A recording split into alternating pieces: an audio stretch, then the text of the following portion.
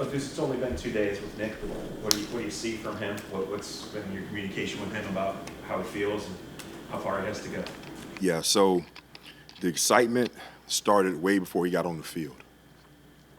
From the players in the building, personnel in the building, just knowing that Nick was being able to go out there and practice, being able to put on his shoulder pads, being able to put on his helmet and run around with the guys. So they were all excited. You felt the energy from everybody.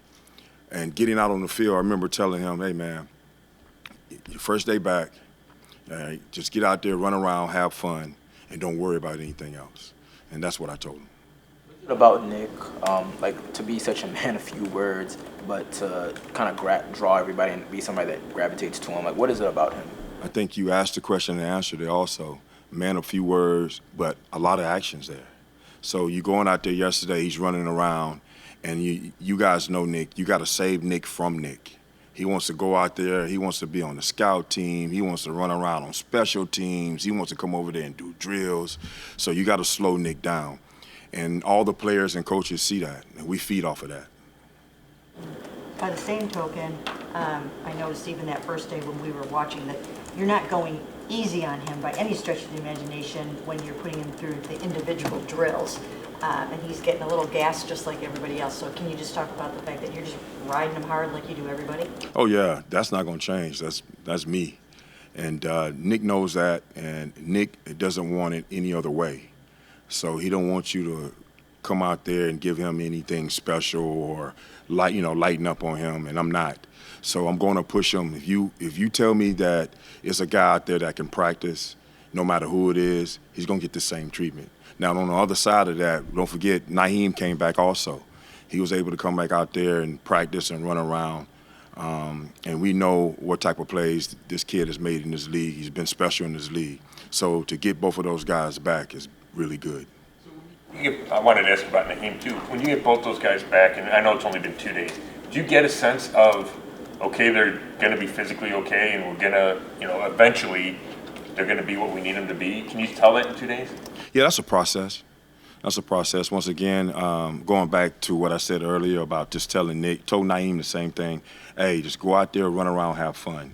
Because being in those shoes before, being injured, coming back, not knowing if you're going to be yourself or even close to being a shell of yourself, you want to get out there with your teammates. You want to run around. You want to burst. You want to make cuts on your own before you go against the defense or before you go against special teams. And that's some of the things they did. And that's what you got to do your first initial practice. Now, from there, we'll build to see where they are. What is it about Nick that, you've coached a lot of running backs, and you've been around a lot of running backs. What is it that sets him apart from anybody else that you've been around? It's simple. It's the work ethic. Now, I've been around a lot of good running backs, and all of them work. Nick works hard, and he's finishing. So when you look at Nick versus the scout team, no matter who it is, defensively, no matter what plays he has, no matter if he has the ball or not, he's finishing 20 and 15 yards down the field. So that's what makes Nick special. How does that sort of influence the other backs to see a guy who's one of the best backs in the league? He does that. Does that sort of trickle down then those guys feel the need to do that too? Without a doubt. But I think the most important thing about that is seeing Nick come out there the first day and doing it. They expect for Nick to kind of get in a groove, maybe week 2, week 3, and to see him finish like that. No, it was the first day he's out there finishing 20 and 30 yards down the field. How do you evaluate the run game through 4 weeks, good and bad? Yeah, so when I look at it, it's all about us. Everything starts with the running backs and what I can do better and what they can do better. So we don't look outside of our room. We look at our room first, and we're hard on our room. I'm hard on our room, and I'm hard on them, and I'm hard on myself. There's a lot of things we can do better. We can finish better as running backs. Of course, execute and landmarks, eyes. It's a lot of things we got to clean up for it to be better. Can you think of anyone throughout your whole entire career that has ever tried to come back from 2 major knee reconstructions like this? No. So this is really going to be historic for him to pull this off, right? Yeah, coming back from 1. It's historic to me. Coming back and the percentages on serious injuries when they tell you from a doctor's perspective, if you can play, if you can, at what percentage you're going to be, with guys like Nick and other guys who's been in that position myself, you push yourself like no other. You love when someone tell you that you can't do anything. It fuels the fire. Duce, you said that's me and I'm hard on these guys. Is your coaching style, is that just natural? Does it come from somewhat from your own experiences? What do you think is formed your coaching style? It just comes from me looking back over my career on a lot of things that I could have done better. I'm able to share those experiences with the running backs. Being in those shoes once again, being in that seat and remembering things that, oh man, I wish I had an opportunity to do this again or opportunity to do that again. I'm able to share my experiences with them and try to make them better. That's But where you it had a comes pretty from. good career, didn't you? I was an average player with a cool name, man. That was it, man. You heard Duce, it didn't match up to the play. Jerome had a bunch of catches last week. What's made him effective as a receiver, and what do you see from him in that area? Yeah, I'm proud of Jerome, actually, just being able to build his game and add on to his game a little bit more. It's not a finished product by far, and he'll tell you, and I'll tell you. And we're going to continue to work on just the little things with Jerome. And just seeing him, he can catch the ball. He can catch the ball no matter what the route is, from a check down to an option. He's a valuable receiver out of the backfield. So just being able to see him catch the ball last week is some of the things he's been doing throughout training camp and OTAs. How does getting Pierre back make the team better? Oh, it makes it a whole lot better, especially the room. But starting with special teams, which is we all know is valuable, getting him back out there as a returner, and as we move on, being a gunner or whatever, just the juice he brings, the speed he brings, the aggressiveness he brings, and you can take those words and put them into the running back room also. Good. Thanks, guys. You gotta put a little more respect on yourself. 3 1,000-yard seasons. Not everybody can say that. I'm just going to call a spade a spade. I may have had a good run here, a good run there, and I celebrate. Ain't no doubt about it. That's all that matters. How we doing? Good, how you doing? Hey, Duce just told us he was an average player with a cool name. Is that a fair scouting report? No. Duce was a heck of a player. Really good, just change the pace back, catch passes out the backfield. I mean, he was a hard runner. And the same tenacity that he brought as a player, he brings as a coach. So he's a heck of a coach. So don't let him fool you, okay? Duce was a real good player. How do you evaluate your room after 4 weeks going back? So 4 weeks right now, what you're seeing is the guys are starting to really just understand what we're asking them to do. Sometimes they try to do too much, but for the most part, the guys are doing a good job of coming off the ball. They're doing a good job of knocking people back. It's nice to see Dalvin and Shelby in there doing their thing. Miles obviously has been Miles, and just rushing his butt off and making plays for us when we need it the most. And it's just really good to just see some of the young guys that we have, and Isaiah McGuire, just some of those guys just coming out and just playing really good football for us. What kind of step up was Alex Wright taking this year? I know you noted in minicamp, I think it was, that he and Isaiah were targeted as two guys that you thought were really going to pop this year. So how was Alex coming along, and what kind of a blow is it to be without him? Yeah, obviously, Alex, he's done a great job for us. A guy that just plays multiple positions for us, a great interior rusher, does a good job for us as a defensive end, and just being physical in there and just bringing a physical presence in his rush. Obviously, I don't, obviously talk about injuries. I know, things have been put out there. But for the most part, not having him is a tremendous blow, but also it gives great opportunities for other guys, like an Isaiah McGuire to really step up and play a little bit more, because he's been playing some really good football for us as well. So many people say that, the defensive line, so many players and coaches say the defensive line is the engine of that entire defense. With Dalvin Tomlinson, how does he kind of set the tone for the run defense specifically, and everything kind of flowing from there? Yeah, just working with a guy like Dalvin. The first thing that people don't know about Dalvin, he's just probably one of the best pros I've ever been around. I mean, he's just a great team leader, a great leader in the room for us, and he just the approach that he brings every day, I really appreciate, the type of person that he is.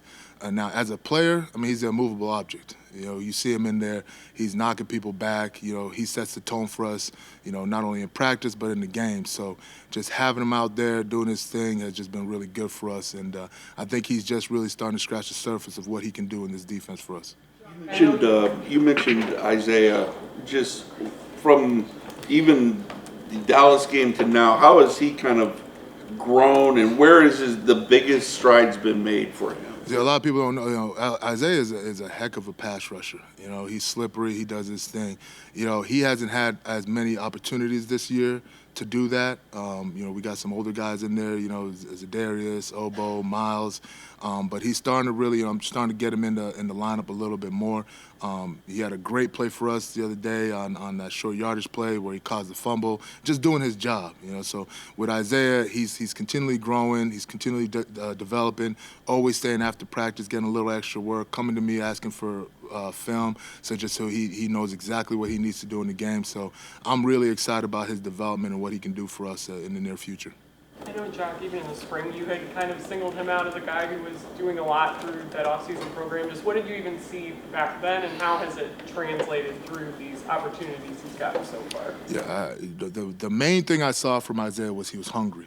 And that's what you really need. You need guys that are just hungry to play, hungry to win, just hungry to go out there and just and ball out. And I just saw that every day. He just brought just a tenacity to the field every single day. And you could just see it all the way back to OTAs, like, man, this guy, like, we cut him loose, he's going to be really good for us. So it's nice to see that development from OTAs to now and seeing him have success.